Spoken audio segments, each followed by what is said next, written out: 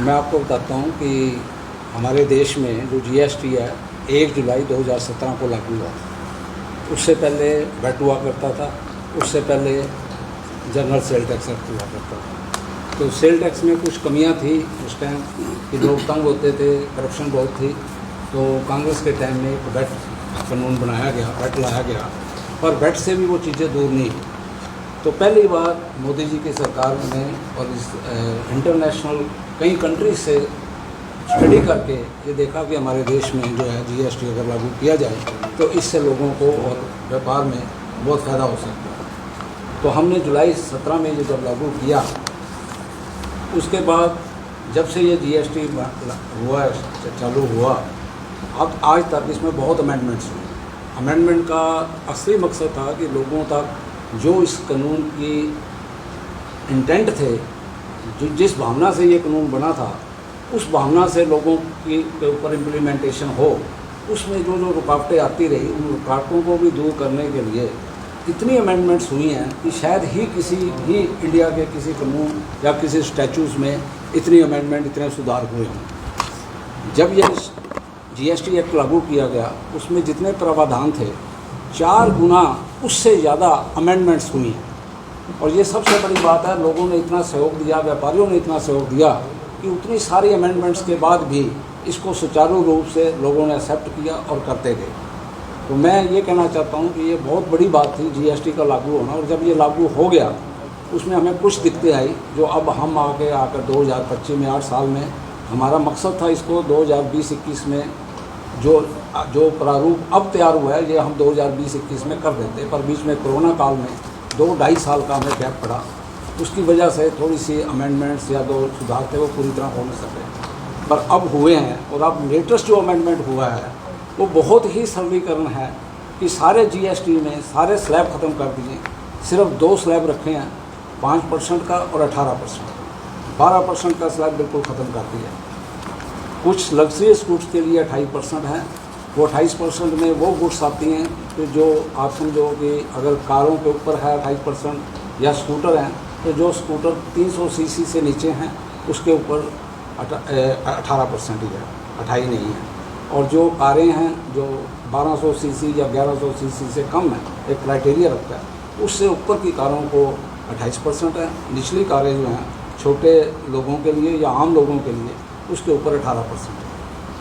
और हमारी रोज़ की जो चीज़ें हैं, जो डोमेस्टिक यूज हम चीज़ें करते हैं, टूथपेस्ट, ये वो भी घरेलू जितनी चीज़ें हैं सब 5% में आ। और एक बड़ी एम्बिग्यूटी थी हमारे कानून में, जिसके ऊपर काफ़ी लिटिगेशन भी चली कि होटलों पे, रेस्टोरेंट में 5% टैक्स था, आज भी 5 ही है। तो 18% था कि अगर होटल में खाना खाते हो तो 18%, रेस्टोरेंट में खाते हो तो 5%। क्वेश्चन ये होता था कि अगर एक आदमी का होटल है, नीचे उसका रेस्टोरेंट भी है, तो रेस्टोरेंट में जब खाना खाते हो तो 5%, अगर होटल में खाते हैं तो होटल वाले, रेस्टोरेंट वाले जो भी मालिक थे वो मोस्टली सारा खाना 5% में करते थे। तो जीएसटी वालों ने बड़ी रेट्स भी मारे अच्छे अच्छे होटलों पे भी। तो वो यहाँ तक पहुँच गए कि अगर होटल के लिए अलग किचन नहीं है तो हम उसको 18% ही लगाएंगे, 5 नहीं लगाएंगे। अगर रेस्टोरेंट की किचन से खाना जाके चाहे कमरे में भी जाता है तब भी हम 18% लगाएंगे। इस लिटिगेशन में जीएसटी वालों ने बड़ी रेट्स भी लगाई। इसको भी इन्होंने अब इस जो नया सरलीकरण किया, इसमें करके सबके ऊपर एट पार 5% कर दिया।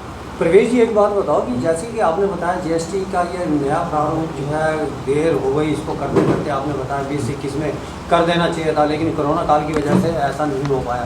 तो कोरोना काल को तो काफ़ी समय बीत चुका, इतने साल बीच में निकले, तो उसके ऊपर क्यों नहीं 17 में 1/7/17 को ये कानून बना।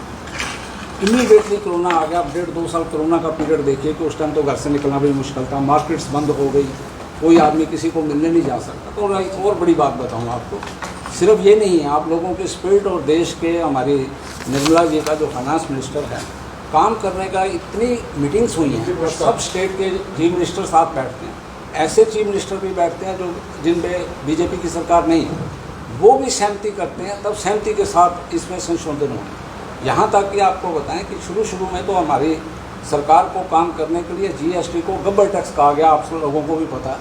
बहुत ज़्यादा आंदोलन चलाया कि किसी तरह ये देश में लागू ही ना हो। आज ये स्थिति है कि जब ये कानून लागू हुआ था सन 17 में, उस साल पहले साल हमें 70,000 करोड़ की इनकम हुई है।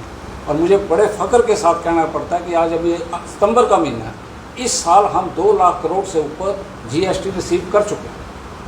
तो बहुत बड़ी अचीवमेंट है। सर, एक बहुत बड़ा- बड़ी अचीवमेंट है ये। एक बड़ा प्रश्न ये भी है कि GST फिर ये लगाया ही क्यों गया था जब ये हटाया है? हाँ, ये बड़ा बहुत महत्वपूर्ण अच्छा, प्रश्न है। ये बहुत अच्छा प्रश्न आप किसी ने पूछा।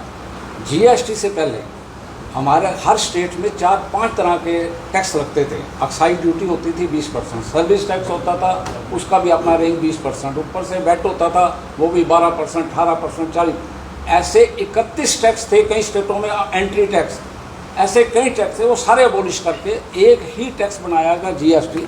अदरवाइज एक व्यापारी, एक दुकानदार, एक इंडस्ट्रियल सारा साल इसी में रहता था। कभी एक्साइज का इंस्पेक्टर आ रहा है, कभी कोई दूसरा आ रहा है। इंस्पेक्टर राज हुआ करता था, उसको काम कम करना पड़ता था, लोग जितने लोगों की इंस्पेक्शन होती थी वो उसी में रह जाता। तो वो सारे ख़त्म करके हमने GST किया। और GST का एक सबसे बड़ी जो बात है कि एक प्रोडक्ट के ऊपर सारे इंडिया में एक ही टैक्स रेट और उसकी एक ही वैल्यू। आप जहाँ चाहे करनाल से खरीद लो, चाहे जाके महाराष्ट्र से खरीद लो, चाहे आप जाके हिमाचल में शिमला में खरीद लो, उस प्रोडक्ट की चीज़ की कीमत एक ही है। अदरवाइज़ हर स्टेट में हर चीज़ की अपनी वैल्यू होती थी, हर स्टेट का अपना टैक्स होता था, कहीं ज़्यादा कहीं कम। लोग एक स्टेट से माल बचा के ओवरऑल चोरी होती थी, स्टेट के थ्रू स्टेट की चोरी होती थी, सेंटर को पता नहीं लगता था। अब इन्होंने सेंटर और स्टेट दोनों मिला के ये जो GST लगाया, ये बहुत बढ़िया, इसमें बहुत ज़्यादा रेवेन्यू भी आ रहा है और लोगों की कंप्लाइंस भी है। अमेरिका की तरफ आप लोग सब मीडिया में हो, कभी आपको जब तक GST लागू हुआ है, क्या कभी किसी व्यापारी ने आके कहा है कि मैं GST से बड़ा दुखी हूँ, जी इसको ख़त्म करना चाहिए? कोई आंदोलन सारे देश में कभी हुआ? एक बार विरोध हुआ लेकिन धीरे धीरे सेटअप हो वो विरोध पॉलिटिकल राजनीतिक रूप में इसको गब्बर टैक्स करके लोगों को भड़काया गया, बहकाया गया कि किसी तरह इसका एक चीज़ होती है। सिंपली आप भी लोग रहते हो, कोई भी चीज़ नई चीज़ लाओ, हमने लॉ पढ़ी हुई है, लॉ में हमें पढ़ते हैं कि लॉ के कानून क्या होता है। कानून का फर्स्ट करैक्टर है कि ये प्रेसिडेंट पर लागू होता है। जो लोग रीति रिवाज से जिस चीज़ को अपनाते आते हैं उसके ऊपर कानून बनाते रहो, लोगों को विरोध नहीं होता। कोई नई चीज़ करोगे उसका विरोध, उसको एक्सेप्ट करना बहुत बड़ी बात है। बच्चा पैदा होता है, दांत जब उसके निकलते हैं बड़ी तकलीफ़ होती है, पर वो दांत 80 साल तक उसको खाना पीना सब मज़े देते हैं। पर वो जो कटिंग टीथ प्रॉब्लम होती है किसी नई चीज़ की आने पे, वो प्रॉब्लम पब्लिक में बहुत होती है। जब आप कोई नया कानून लागू करो, नया कानून जल्दी कोई एक्सेप्ट नहीं करता, पर ये बहुत बड़ी बात थी। ये इतना अच्छा था कि इसको लोगों ने एक्सेप्ट किया, व्यापारियों ने एक्सेप्ट किया और आज हम बड़ी तेज़ी से आगे बढ़ रहे हैं इसकी वजह से। उस टाइम अमेरिका के साथ हमारे ये जो सारा एक्ट है, इसमें वो इंपोर्ट एक्सपोर्ट के बारे में जो है वो आज भी वही प्रोविज़न है जो 17 में थे कि अगर हम एक्सपोर्ट करते हैं कोई भी प्रोडक्ट उसका पूरा रिफंड मिलता है। वो इसलिए कि हम चाहते हैं कि हमारा बिजनेसमैन, हमारी इंडस्ट्रीज वाले अपनी प्रोडक्ट बाहर देशों में बेचें, तो कंपटीशन में उनकी प्राइस उनसे ज़्यादा ना। जी। तो बाकी ये जो आपने जो देखिए क्या कहेंगे? आदरणीय प्रवेश शर्मा जी ने बताया GST के बारे में। तो आज पूरे हरियाणा में प्रेस कॉन्फ्रेंस के माध्यम से बताया जा रहा है कि 15 अगस्त को आदरणीय प्रधानमंत्री नरेंद्र मोदी जी ने लाल किले की प्राची से कहा था कि मैं GST में बदलाव लेके आएंगे और जिससे आम जनता को लाभ हो। वो बदलाव आदरणीय मोदी जी ने अपना वादा निभाते हुए उनको पूर्ण किया और जो जनता के से वादा किया था कि हम GST में बदलाव करेंगे उसकी दरों में, वो बदलाव किया है। कहीं आपने देखा होगा जो 18 से जो आम घरेलू चीज़ें हैं उनको 18 से 5% तक लेके आए हैं। कई पार्टियां जो आप देखा होगा कि विरोध भी कर रही हैं इस चीज़ का, तो उन्हें विरोध बताना भी चाहिए वो किस चीज़ पे विरोध कर रही है। वो उनको बताना चाहिए कि जो 40% का स्लैब है उस पर वो विरोध कर रही है। वो 40% का स्लैब किस चीज़ पे है, वो किस चीज़ पे है? तम्बाकू पे, बीड़ी सिगरेट पे, वो स्लैब वहाँ पे है। तो वो क्या सोचते हैं कि हम तम्बाकू बीड़ी सिगरेट पे 5% ले आएँ? तो इस प्रकार का विरोध उसे अच्छी तरह पढ़ना भी चाहिए। और जो लाभ जनता को मिल रहा है इस GST से, वही आज बताने का इस प्रेस कॉन्फ्रेंस का माध्यम से हमने बताया है। तो आम जनता को जो छोटी छोटी चीज़ें आपने देखा होगा कि महिंद्रा की कारें, उसमें उनके दामों में फ़र्क आया। और भी घरेलू चीज़ें हैं जो आम घरों में यूज होती हैं, उसमें भी इस GST की दरों से बदलाव आएगा और आम जनता को राहत मिलेगी इसके।